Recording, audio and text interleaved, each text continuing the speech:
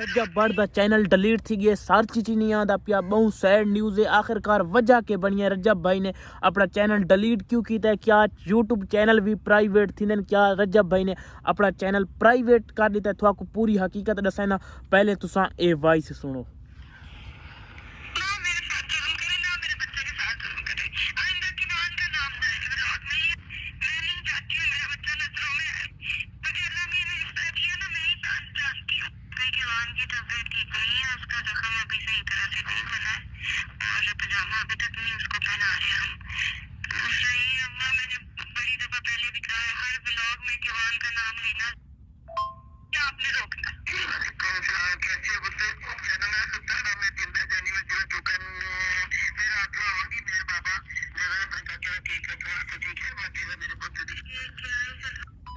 Weaver असल हकीकत यह है कि भाभी होनी दी वॉइस वायरल थी है रजब बट दी बीवी दी, उनकी ईमान दी वॉइस वायरल थी है, जेड़ी वजह तू रजब बट ने अपना चैनल प्राइवेट कर दिता है। उनका चैनल डिलीट को नहीं थिया।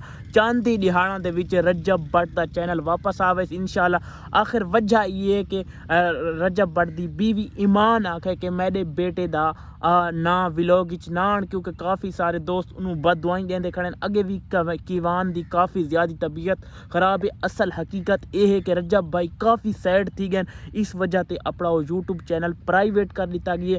काफ़ी सारे दोस्त अक्सर यूट्यूब चैनल प्राइवेट नहीं थी, जेडे वड्डे चैनल होंदे यार वो थी वेंदे, क्योंकि रजब बट दा पॉपुलर चैनल है तो वो थी गई है। क्योंकि इसी वजह से रजब बट ने अपना चैनल प्राइवेट कर दिता है। वो काफ़ी डिसहार्ड है। इंशाल्लाह जल्द अज जल्द रजब बट वापस ऐसी को पूरी हकीकत मिल गई है। अल्लाह हाफिज़।